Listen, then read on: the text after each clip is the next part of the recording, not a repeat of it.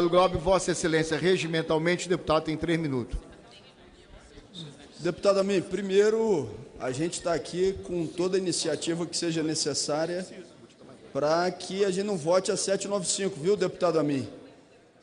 Então, se outras matérias, porventura, forem votadas antecipadamente a 795, para que ela não seja votada, a gente não tem problema com isso, mas a gente vai manter os nossos requerimentos de obstrução à votação dessas matérias.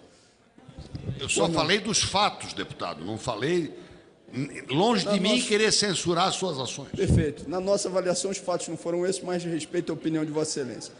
Vamos lá. A dúvida em relação à PEC dos precatórios. A proposta. Primeira dúvida é a seguinte. Está aqui apresentado um texto que estabelece o pagamento de precatórios sem o estabelecimento de um teto para esse pagamento. A dúvida que a bancada do PSOL teve junto com a assessoria da liderança quando discutiu a matéria.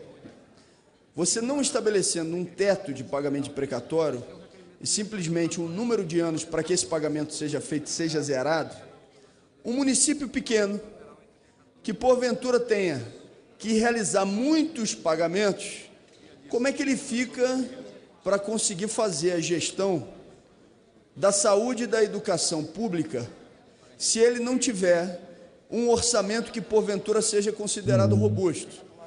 A nossa dúvida objetiva é, se porventura, quero repetir aqui a dúvida, um orçamento pequeno, com o número de anos que foi estabelecido, se o pagamento de precatórios incidir sobre recursos da educação, da saúde, que, claro, tem percentuais constitucionais e legais, mas em outras áreas de governo, como, por exemplo, assistência social.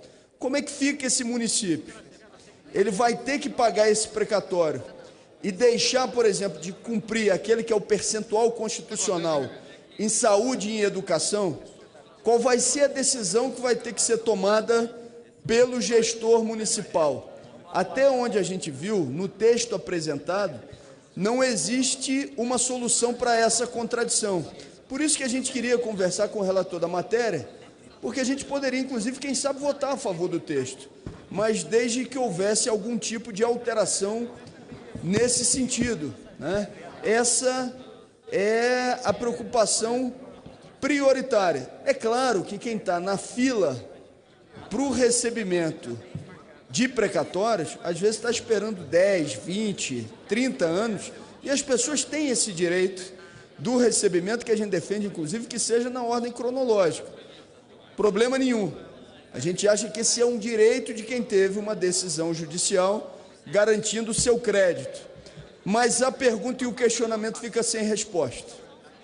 Naquele caso em específico, vou repetir aqui pela terceira vez, deputado Silva, naquele caso em específico, em que o município tem um pequeno orçamento, se estabelecer um prazo de pagamento do precatório, e aquilo que ele vai ter que pagar incide sobre recursos para saúde e educação e outras áreas que sejam essenciais. Como é que fica? Como é que o gestor municipal consegue solucionar, resolver esse conflito? Isso nos parece grave. Qual seria a solução na nossa avaliação?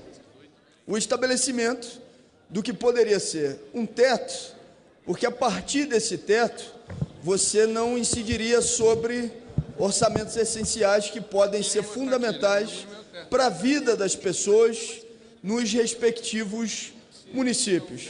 Essa é a ponderação que a bancada do PSOL inicialmente quer fazer, que apresenta como dúvida, para que a gente possa construir uma alternativa e uma solução que garanta o pagamento dos créditos transitados em julgado, porque é um direito de quem tem créditos a receber, mas, ao mesmo tempo, não faça com que os municípios tenham comprometidos aquilo que tem que pagar, municípios e estados, em saúde, educação e outras áreas essenciais, como, por exemplo, assistência social. Obrigado.